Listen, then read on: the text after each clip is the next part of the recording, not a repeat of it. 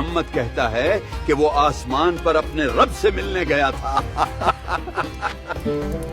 کیا یہ سچ ہے کہ آقا نے کل معراج کا سفر کیا؟ ایسا ممکن ہی نہیں کہ ایک انسان ایک رات میں آسمان پر جائے گا۔ میں گواہی دیتا ہوں حضور نے جو بھی کہا وہ سچ ہے۔ یہ وہ رات نہیں تھی جس میں ستارے صرف چمکتے ہیں، یہ وہ رات تھی جس میں تقدیر نے سانس روک لی۔ یہ وہ لمحہ تھا جب زمین نے اپنے دروازے بند کر دیے اور آسمان نے پہلی بار پوری طرح کھلنے کا فیصلہ کیا۔ وہ قصہ نہیں جو عقل سمجھ سکے، یہ وہ راز ہے جو صرف عشق جانتا ہے، کیونکہ یہ کسی بادشاہ کا سفر نہیں، یہ کسی فرشتے کی پرواز نہیں، یہ ایک بشر کا وہ سفر ہے جس کے لیے رب کائنات نے خود بلاوا بھیجا۔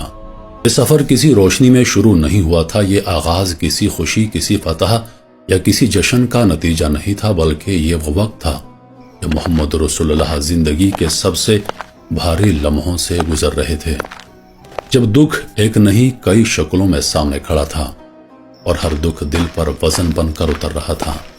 تاریخ اس سال کو عام الحزن کہتی ہے، یعنی غم کا سال، وہ سال جس میں نبوت کے دو سب سے مضبوط سائے اٹھا لیے گئے، وہ ہستیاں جنہوں نے ہر مشکل میں محمد رسول اللہ کو سہارا دیا، حضرت خدیجۃ الکبریٰ رضی اللہ عنہا جنہوں نے سب سے پہلے ایمان لایا، اور حضرت ابو طالب جنہوں نے نبوت کو قبیلے کی تلواروں سے بچائے رکھا۔ دونوں اس دنیا سے رخصت ہو چکے تھے۔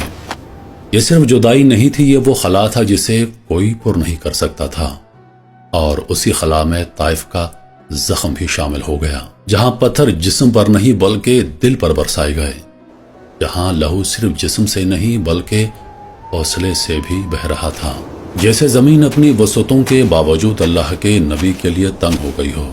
اور پھر ایک رات حتیم کعبہ خاموش، چادر میں لپٹی وہ ہستی جو دن کو امت کے بوجھ اٹھاتی، اب رات کو تنہا تھی، کوئی آواز نہیں، کوئی شکوہ نہیں، بس ایک خاموش دعا جو عرش تک جا رہی تھی۔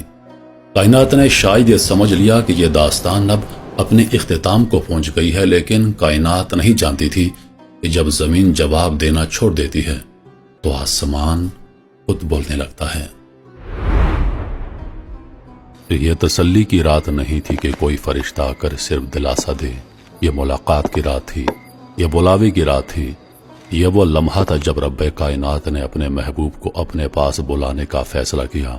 رات کا ایک حصہ گزر چکا تھا کہ اچانک فضا بدلی، کعبہ کی چھت شق ہوئی اور زمین نے وہ منظر دیکھا جو اس سے پہلے کبھی نہیں دیکھا گیا تھا۔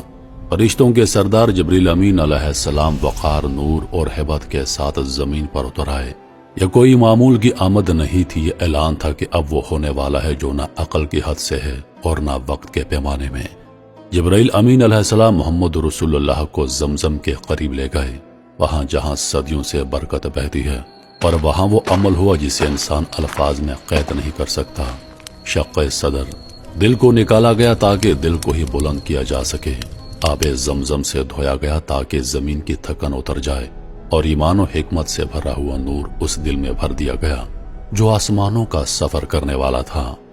یہ کسی زخم کا مرہم نہیں تھا، یہ دل کو اس قابل بنانا تھا کہ وہ اللہ کی تجلیات کا سامنا کر سکے۔ یہ تیاری تھی دیدار کے لیے۔ جب یہ مرحلہ مکمل ہو گیا تو سواری پیش کی گئی، ایک ایسی مخلوق جو زمین کی نہیں بلکہ رفتار نور کی نمائندہ تھی، وہ راق سفید چمکتا ہوا جس کی آنکھوں میں بھی شعور تھا۔ جب محمد رسول اللہ سوار ہونے لگے تو براق کا جسم لرز اٹھا، خوف سے نہیں بلکہ عظمت سے، اور جبرائیل علیہ السلام نے وہ جملہ کہا جس نے براق کو بھی خاموش کر دیا کہ آج تک تیرے اوپر محمد رسول اللہ سے زیادہ معزز کوئی سوار نہیں ہوا۔ اور پھر زمین پیچھے رہ گئی، مکہ کے پہاڑ، ریت کے میدان سب دھند میں بدل گئے۔ یہ سفر قدموں کا نہیں تھا، یہ نظر کا سفر تھا، اور پلک جھپکتے ہی مسجد اقصی سامنے تھی۔ یہاں فضا بدلی ہوئی تھی، یہ انبیاء کی سرزمین تھی، اور آج یہ سرزمین ایک فیصلہ کن لمحہ دیکھنے والی تھی۔ جب محمد رسول اللہ اندر داخل ہوئے تو صفیں لگی ہوئی تھیں، آدم علیہ السلام سے لے کر عیسیٰ علیہ السلام تک تمام انبیاء منتظر تھے، اور جیسے ہی محمد رسول اللہ آگے بڑھے امامت کا فیصلہ خود بخود ہو گیا۔ تمام انبیاء نے آپ علیہ السلام کے پیچھے سجدہ کیا، یہ اعلان تھا کہ یہاں نبوت مکمل ہو چکی ہے۔ جب مسجد اقصی میں وہ نماز مکمل ہو گئی جس میں زمانے کے سارے نبی ایک ہی صف میں کھڑے تھے، تو یہ صرف عبادت نہیں تھی، یہ اعلان تھا کہ نبوت کی قیادت اب ایک ہی ہستی کے پاس ہے، اور وہ ہستی محمد مصطفیٰ صلی اللہ علیہ وآلہ وسلم ہے۔ یہاں زمین کا سفر ختم ہو گیا، اب وہ مرحلہ شروع ہونے والا تھا جسے انسان نے کبھی نہیں دیکھا اور جس کا تصور بھی عقل کی گرفت سے باہر ہے۔ یہ معراج تھی، یعنی زمین سے آسمان کی طرف اٹھایا جانا، سیڑھی نہیں، نور کا راستہ۔ پہلا آسمان دروازہ بند تھا، جبرائیل امین علیہ السلام نے دستک دی، نگہبان فرشتے کی آواز آئی، کون؟ کہا گیا جبرائیل۔ ساتھ کون ہے؟ محمد رسول اللہ۔ کیا انہیں اندر بلایا گیا ہے؟ ہاں، انہیں بلایا گیا ہے۔ یہ وہ جملہ تھا جس نے آسمان کے دروازے کھول دیے، کیونکہ یہاں کوئی زبردستی نہیں، یہاں صرف بلاوے پر آیا جاتا ہے۔ پہلا آسمان کھلا اور سامنے حضرت آدم علیہ السلام تھے، انسانیت کے باپ۔ انہوں نے اپنے اس بیٹے کو دیکھا جس پر انسانیت مکمل ہونے والی تھی۔ انہوں نے مسکرا کر دعائیں دی اور یوں لگا جیسے نسل انسانی نے اپنے فخر کو پہچان لیا ہو۔ دوسرا آسمان آیا، یہاں حضرت یحییٰ اور حضرت عیسیٰ علیہ السلام تھے، پاکیزگی، صبر اور قربانی کی علامتیں۔ انہوں نے محمد رسول اللہ کو خوش آمدید کہا، اور یہ احساس مزید گہرا ہو گیا کہ یہ سفر صرف بلندی کا نہیں، ربط کا بھی ہے۔ تمام نبوتیں ایک مرکز پر جمع ہو رہی تھیں۔ تیسرا آسمان حضرت یوسف علیہ السلام، وہ حسن جو دنیا میں آدھا بانٹ دیا گیا تھا، لیکن یہاں حسن کا معیار چہرہ نہیں، کردار تھا۔ انہوں نے مسکرا کر سلام کیا، اور یہ ثابت ہو گیا کہ اصل خوبصورتی اطاعت میں ہے۔ چوتھا آسمان حضرت ادریس علیہ السلام، وہ نبی جو پہلے ہی بلند مقام پر اٹھا لیے گئے تھے۔ انہوں نے اس ہستی کو دیکھا جسے سب سے بلند مقام عطا ہونے والا تھا۔ پانچواں آسمان حضرت ہارون علیہ السلام، نرمی، شفقت اور امت کی خدمت کا پیکر۔ انہوں نے محمد رسول اللہ کو دیکھا اور محسوس کیا کہ امتوں کا بوجھ اٹھانے والا آ چکا ہے۔ چھٹا آسمان، یہاں کلیم اللہ حضرت موسیٰ علیہ السلام موجود تھے، وہ نبی جنہوں نے امت کا بوجھ سب سے زیادہ محسوس کیا تھا۔ انہوں نے محمد رسول اللہ کو دیکھا اور ان کی آنکھوں میں خوشی تھی اور ایک گہری فکر بھی، کیونکہ وہ جانتے تھے کہ آگے امت کے لیے کیا تحفہ آنے والا ہے۔ اور پھر ساتواں آسمان، جہاں بیت المعمور جگمگا رہا تھا، وہ گھر جس کا طواف زمین پر کعبہ کی صورت میں ہوتا ہے۔ یہاں حضرت ابراہیم علیہ السلام ٹیک لگائے بیٹھے تھے، خلیل اللہ جن کی نسل سے آخری نبی آئے تھے۔ انہوں نے اپنے اس وارث کو دیکھا جس نے دعا کو حقیقت بنا دیا تھا۔ یہاں فرشتوں کا ہجوم تھا، ہر دن 70,000 فرشتے بیت المعمور کا طواف کرتے ہیں، اور پھر قیامت تک ان کی باری واپس نہیں آتی۔ یہاں کثرت بھی تھی اور نظم بھی، کیونکہ یہ اللہ کا نظام تھا۔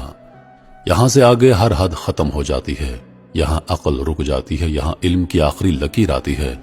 یہ مقام ہے سدرۃ المنتہا، ایک ایسا درخت جس پر اللہ کا نور اس طرح چھایا ہوا تھا کہ ہر لمحہ رنگ بدل رہا تھا، کبھی سونے کی چمک، کبھی چاندی کی سفیدی، اور کبھی ایسے رنگ جنہیں بیان کرنے کے لیے انسانی زبان میں کوئی لفظ موجود نہیں۔ سنہری پروانے اس نور کے گرد منڈلا رہے تھے، اور فضا میں ایسی خاموشی تھی جیسے کائنات سانس رو کے کھڑی ہو۔ یہاں آ کر جبرائیل امین علیہ السلام رک گئے۔ 600 پرے والے فرشتے جو وحی اٹھاتے رہے، آسمانوں میں اترتے چڑھتے رہے، آج ان پر لرزہ طاری تھا۔ انہوں نے سر جھکا کر کہا، یا رسول اللہ، یہ میری آخری حد ہے، اس سے آگے اگر میں قدم بھی بڑھاؤں تو اللہ کے نور کی تجلیات میرے پروں کو جلا دیں گی۔ اور پھر وہ منظر آیا جو کائنات نے کبھی نہ دیکھا۔ ایک بشر و فرشتوں کے سردار سے بھی آگے بڑھ گیا۔ اب درمیان میں نہ کوئی واسطہ تھا، نہ کوئی پردہ۔ خاموشی اتنی گہری کہ تقدیر لکھنے والے قلموں کی آواز سنائی دے رہی تھی۔ یہ وہ لمحہ تھا جہاں وقت بھی رک گیا تھا۔ ایک سبز رف ظاہر ہوا جس نے محمد رسول اللہ کو ایسی بلندیوں کی طرف اٹھایا جہاں الفاظ ساتھ نہیں جاتے، اور پھر وہ قرب نصیب ہوا جسے قرآن نے قاب قوسین اور ادنا کہہ کر بیان کیا، 2 کمانوں والا فاصلہ یا اس سے بھی کم۔ یہ ملاقات کسی مثال کی محتاج نہیں، یہاں جو بات ہوئی وہ راز تھی، یہاں جو عطا ہوا وہ تحفہ تھا، یہاں جو کلام ہوا وہی آج ہماری نماز میں زندہ ہے۔ التحیات سے لے کر السلام تک یہ وہ لمحہ تھا جب رب نے اپنے محبوب کو امت کا سب سے بڑا تحفہ عطا کیا، نماز۔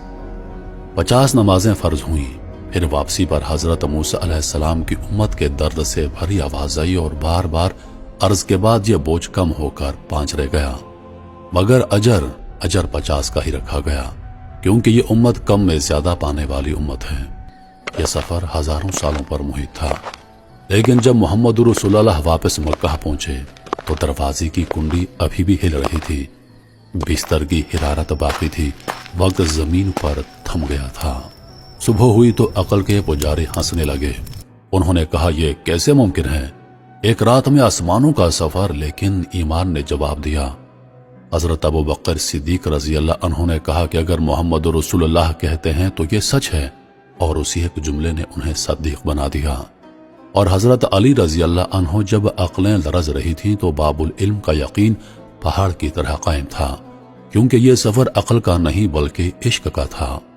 महराज हमें सिखाती है कि जब इंसान अल्लाह के लिए सब कुछ खो देता है तो अल्लाह उसे वो अता करता है जो ना किसी आंख ने देखा और ना किसी कार ने सुना।